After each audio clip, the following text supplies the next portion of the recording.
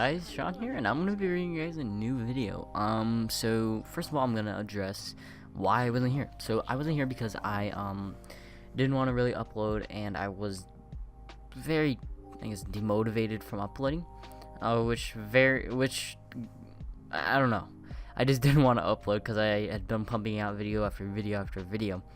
So I'm gonna be moving to a different style of videos. These I would greatly enjoy over just doing commentary over video games. Still, there will be gameplay because it's just boring to stare at a black screen, but the main focus will be on just analysis on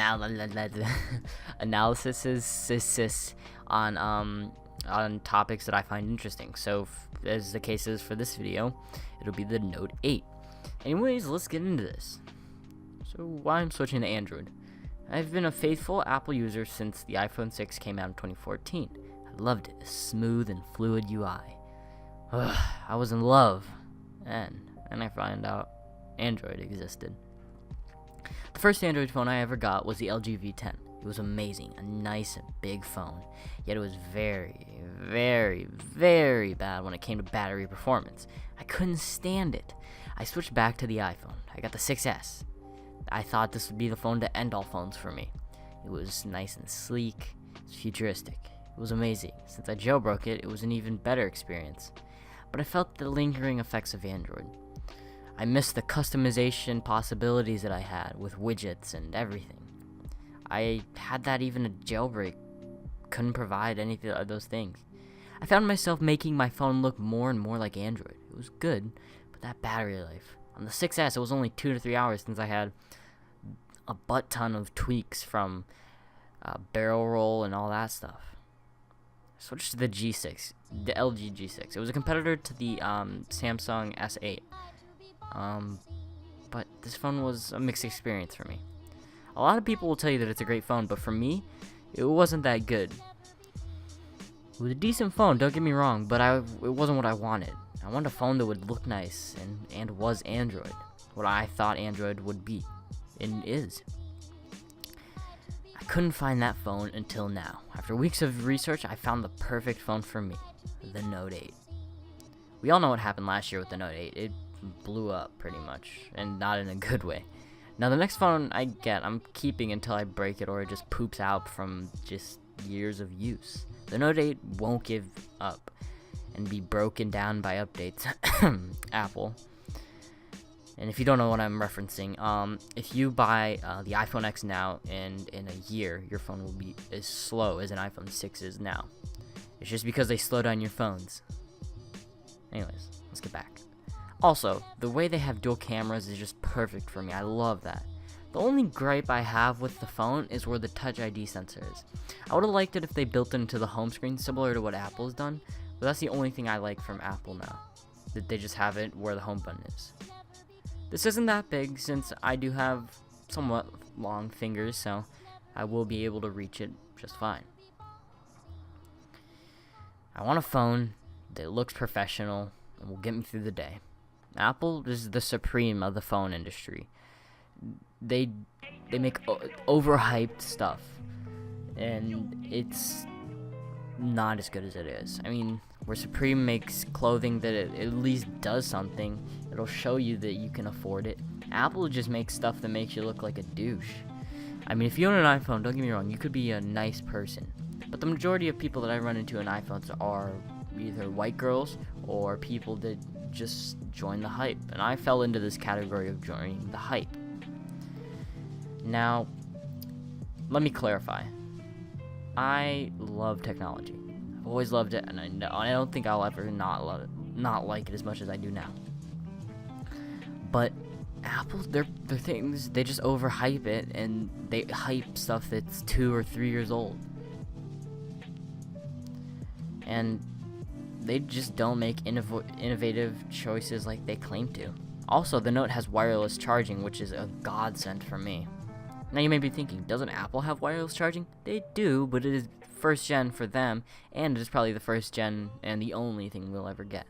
And it is vastly overpriced. I can get a wireless charger from Samsung for $80. Now, this doesn't come with the phone that you get, but it is definitely something I'm gonna get. and it is everything I need. With Apple, you spend $60 on the pad, $20 on the cable, and $20 for shipping. That may not be the case for most of it, but that's a very Apple-esque thing to do. Also, I hate being limited to only a small array of things to customize.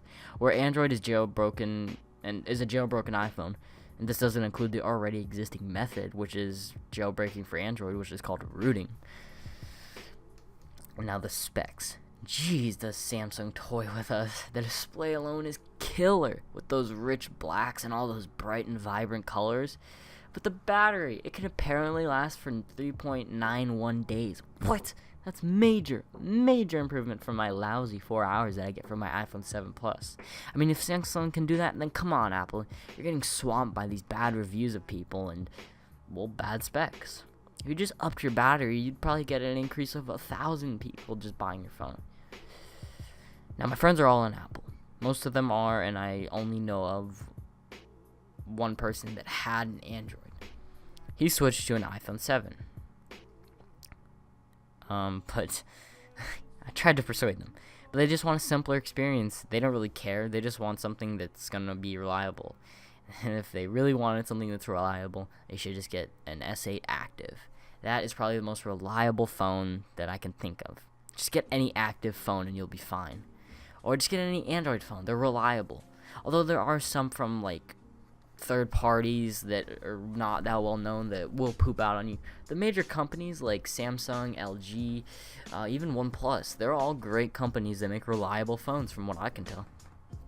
And while on a Discord server, I was talking to some people. I was considering getting the OnePlus 5 or the 5T, whichever. I didn't really know. But I just don't want it. Now, I can understand how my friends want a simpler experience. But when they overcharge them, that I cannot possibly understand defending. I mean, $1,000 for the base model, and probably $1,200 for the 128 gig, and then $1,400 for the what's it called, the 256 gig, not including a wireless charger, or the charger cords, or AirPods, which you'll probably end up buying. That's how much the Note 8 costs, is just $1,000. And it does way more. It also has expandable storage. It has a better battery. It also has better wireless charging. Just about everything is better. I've always been a fan of Samsung. They're always producing aesthetically pleasing phones that also have really good specs. And now, well, like any other company, they'll have a few hiccups. They ultimately are the ones that I chose over the OnePlus. Now, many of you are already typing your comments, just, oh, you're such a Samsung fanboy. Yes, I like Samsung. I just have always liked their products. But if they do something stupid like release a phone with no headphone jack, I'm not going to defend that. I won't say that it is a great move on their part because they're innovating. No, it's just stupid. Everyone still uses that. I mean, why do you think that the aux cord is still popular? I mean, right now, I have an aux cord. Let me turn on my JBL. You guys hear that? Yeah, that's the static from my JBL.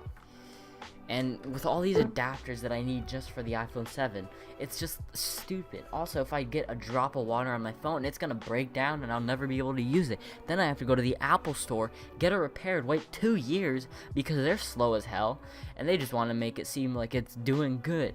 Yeah, they're doing good at just keeping my phone away from me.